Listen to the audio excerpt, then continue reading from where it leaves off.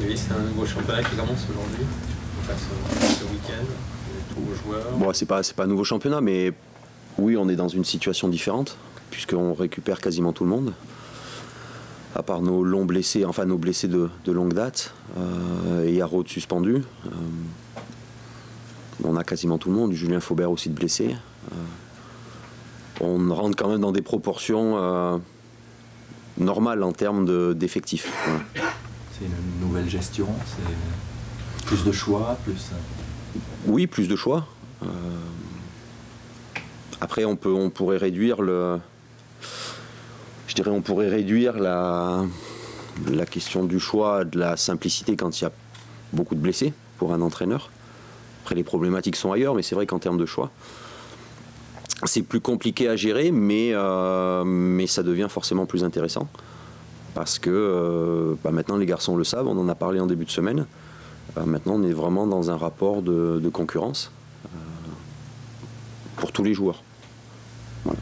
C'est un aspect que vous ne connaissiez pas de votre rôle d'entraîneur, d'avoir tout votre effectif, à part en sélection, mais en club, c'est nouveau pour vous. Oui, c'est nouveau. Oui. Mais c'est bien, enfin, ça redonne un petit coup de boost. Je crois qu'on a tous été impactés par toutes les mésaventures qu'on a eues depuis maintenant plusieurs semaines. Et c'est vrai que ça redonne un petit coup de fouet. On a le fait de resserrer aussi un peu le groupe avec moins de jeunes montant du centre de formation. Ça remet un peu d'émulation aussi pour les joueurs. Et on a vu une très très bonne semaine de travail. Vous allez être confronté peut-être dans vos choix des joueurs qui vont un peu moins jouer. Est-ce qu'il y aura une attention plus particulière de votre part ou de votre staff pour justement qu'ils ne sortent pas? C'est pas facile à gérer. Si, je fais simplement appel à leur professionnalisme. On sait qu'on est un groupe, on a commencé la saison ensemble, on est un groupe, on a des objectifs à tenir. On a des objectifs qui sont toujours réalisables, certains sont toujours réalisables, pardon. Et si un joueur, entre guillemets, fait banquette un ou deux matchs de suite, si on commence à le perdre, s'il commence à faire un peu la gueule, j'aurai aucun scrupule à lui demander d'aller voir l'étage inférieur. Parce qu'aujourd'hui, on est dans une position où on doit avoir des résultats, où on doit donner des choses au groupe tous les jours, à l'entraînement et en match. Et ceux qui, par leur comportement, voudront tirer le groupe vers le bas, ils iront justement voir en bas comment ça se passe. Est-ce que quelque part, à 15 journées de la fin, on rentre dans une sorte d'opération commando Non, pas du tout. C'est pas une opération commando. On peut dire une opération commando sur quelques matchs où quand on se retrouve 18e ou 19e au classement, là on peut parler d'opération commando. Non, là c'est simplement de retranscrire sur le terrain en termes comptables des choses qu'on a pu montrer. Qu'on a pu montrer à Bastia notamment, qu'on a pu montrer sur la deuxième mi-temps face à Guingamp, la deuxième mi-temps face au PSG. Maintenant il faut prendre des points. On peut imaginer que vous attendiez des joueurs qui étaient partis à la CAN, qui regalvanisent le groupe, qui lui redonnent Bien sûr. un coup de fouet. Bien sûr. On les a assez longtemps espérés justement pour qu'ils amènent ça. De la fraîcheur, parce qu'ils passent d'une compétition à une autre, ils retrouvent leur club, ils retrouvent leurs potes, même s'ils en ont forcément en sélection, mais ils retrouvent leurs potes d'ici et c'est vrai qu'on a vu que les retours de certains, notamment un peu des joueurs cadres, type Lamine, type Henry, ont fait beaucoup de bien au groupe. Par exemple, de Cazerie, vous attendez qu'il dynamise votre attaque, qu'il n'y ait pas de... On attend de Wabi qui nous fasse du Wabi.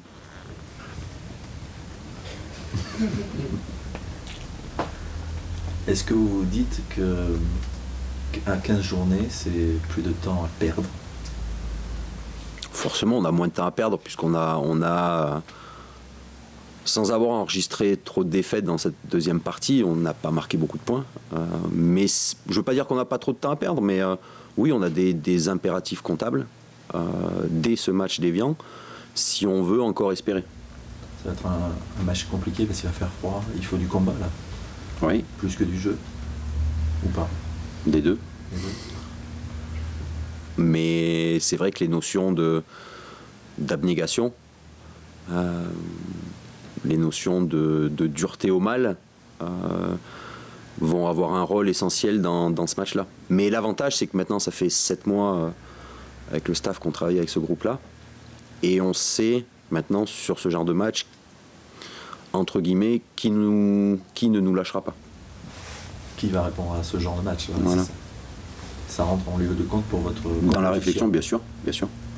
Avec cet effectif qui est quasi complet, et la concurrence saine qui s'installe au sein du groupe, parce qu'après ça peut permettre de redonner de la confiance aussi à certains joueurs et pouvoir renouer avec la victoire que Bordeaux a eu du mal à avoir ces derniers temps.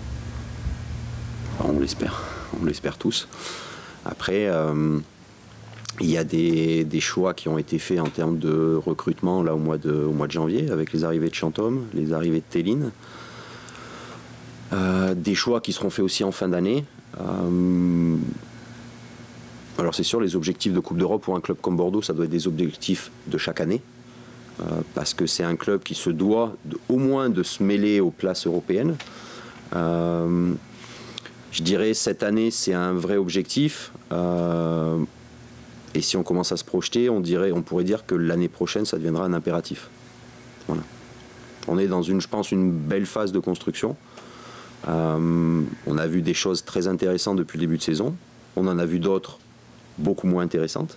Et justement, le travail, c'est de gommer un petit peu toutes ces choses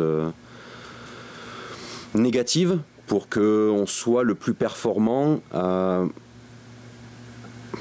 ne veux pas dire le plus tôt possible, mais je pense qu'on a un groupe qui peut durer maintenant, durer sur 1 an et demi, 2 ans et demi, et pour avoir de très bons résultats. Mais c'est vrai qu'on espère forcément en avoir le plus tôt possible. Pour en revenir à ce que vous disiez tout à l'heure sur le match, vous savez sur quels joueurs vous pouvez compter? J'imagine que vous voulez des joueurs qui soient des vrais guerriers sur... C'est ça, c'est des joueurs qui, pendant 90 minutes, vont se mettre, comme on dit, dans un vestiaire, le cul par terre, pour les autres. C'est sûr qu'à moins de 10, on n'a pas forcément envie de voir des danseuses sur un terrain. Vous attendez, en plus, vous avez affaire à une équipe qui est pas réputée, enfin qui est réputée pour ne rien lâcher. Ah oui. Oui, Evian, c'est leur essence aussi. C'est un club assez jeune, le TG, qui maintenant, depuis plusieurs années, a cette habitude des combats, cette habitude de devoir se battre à chaque match pour ou accéder à la première division, enfin à la Ligue 1, pardon, ou justement pour y rester. Et donc c'est jamais évident. C'est jamais évident et beaucoup de clubs ont été là-bas, s'ils sont cassés les dents.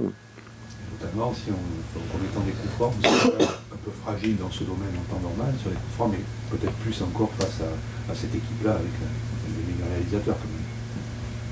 C'est le genre de choses qu'il ne faudra pas faire. Il va à marquer des buts à 30 mètres déjà. Avec le but de la tête également. Bah, de la tête ouais. Cette année. Non mais on parlait des coups de pied arrêtés, je voulais schématiser ça au coup franc. Alors oui, éviter de faire faute à 18 mètres de nos cages, oui, mais on ne peut pas toujours éviter de faire faute à 30 mètres. Après, à 30 mètres, s'il y a un joueur qui prend un ballon et qui met une frappe à plus de 100 km/h qui va se loger en pleine lucarne, c'est des choses que vous ne pouvez pas anticiper. Ou alors il faut pas avoir des guerriers sur le terrain. Il faut avoir des danseuses et elles ne feront pas faute. Oui, cadré, mais récupérer le ballon aussi, c'est bien. Au-delà de ça, c'est quand même un joueur qu'il faut surveiller parce qu'il est bien sûr. 30 mètres, il surgit souvent au deuxième poteau. Il a mis 2 buts de la tête, ce qui est plus que n'importe lequel de vos joueurs. C'est lui qui a permis à Evian de rester en première division les dernières. Ouais. C'est un joueur clé, oui, mais il n'y a pas que lui, mais c'est un joueur très intéressant dans le championnat de France. Ouais. Je chercherai aussi à annihiler la liaison d'Abdallah avec Farazou. Ouais, moi j'aime bien Thierry. Parce que il faudrait qu'on fasse les conférences de presse beaucoup plus tôt dans la semaine. Parce qu'en fait, vous faites notre travail. Et je trouve ça bien. Mais c'est intéressant à chaque fois, c'est pour ça. Travailler le sujet. Mais c'est bien. C'est bien quand il y a des questions avec un vrai sens derrière. Et oui, c'est... Abdallah, c'est un joueur qui peut amener sur le côté, qui a pas forcément toujours la réussite technique, mais qui a une très bonne approche de quand monter dans le rythme de la passe. Et c'est non, il est très intéressant sur le côté, oui. Est-ce que vous redoutez un petit peu un temps d'adaptation entre la formation amoindrie et qui devait faire le dos rond en janvier, et puis le groupe au complet et une nécessité de résultats et de jeu aussi? Mm-hmm. Non, les attentes en termes d'exigence et de résultats sont légitimes de la part du staff, parce que même si certains joueurs sont partis, ils étaient là depuis le début de saison. Après, pour moi, plus la problématique, c'est plus de passer de 35 degrés avec beaucoup d'humidité à moins 10. Mais en termes d'investissement, dès leur retour, on a senti de toute façon qu'il n'y avait pas que leur corps qui était là, mais également leur esprit. Donc ça, c'était une très bonne chose. Vous êtes inquiet par rapport à ça? Bon, c'est légitime d'être inquiet. C'est légitime. Après, je dirais c'est bien aussi quand certaines grosses nations africaines se font éliminer un peu tôt dans la compétition. Pas parce qu'on récupère les joueurs plus tôt, mais parce qu'on récupère des joueurs frustrés. Et d'avoir des joueurs frustrés, c'est bien. C'est bien parce que derrière, il y a un surplus de motivation. On pourrait parler de Wabi avec l'histoire du penalty. On pourrait parler de l'élimination du Sénégal, alors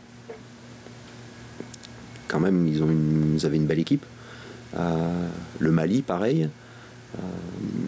C'est bien d'avoir des joueurs frustrés. Voilà. Parce que c'est une belle équipe.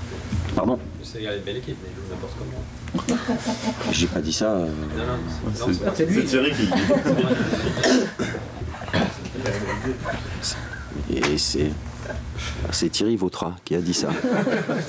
Parce que juste pas que ça me retombe un jour sur la gueule, ça serait bête. Non, mais sérieusement. Non, mais c'est dommage pour eux. En plus, ils ont un entraîneur français que tout le monde, je dirais, enfin, je n'ai pas entendu beaucoup de gens parler en mal de ce sélectionneur-là. Donc c'est dommage, voilà, pour lui, pour l'équipe. Mais c'est bien, comme je vous dis, voilà, d'avoir des joueurs qui ont un petit arrière-goût amer dans la bouche, parce que ça va se transformer en chose positive pour nous sur le terrain. Est-ce que le fait d'avoir tout votre effectif va vous permettre de dégager peut-être, je dirais pas un 11 type, mais 13, 14 joueurs qui seront plus régulièrement alignés, et d'avoir peut-être des meilleurs automatismes C'est pas ça, c'est surtout parce qu'on n'a plus que le championnat maintenant. Et si on n'a plus de blessés, forcément la rotation sera moindre. Ça sera par à-coup, peut-être par rapport à des méformes, mais la rotation sera moindre. Et comme je vous dis, maintenant qu'on a tout le groupe, la place le week-end se gagnera la semaine. Et c'est forcément un plus, justement, que les rotations soient moins importantes pour une osmose d'équipe. C'est toujours mieux pour les rapports interjoueurs, c'est toujours bien d'avoir des automatismes. Et malheureusement, avec tout ce qui nous est arrivé depuis le début de saison, on n'a pas eu beaucoup de secteurs de jeu où on avait de vrais automatismes.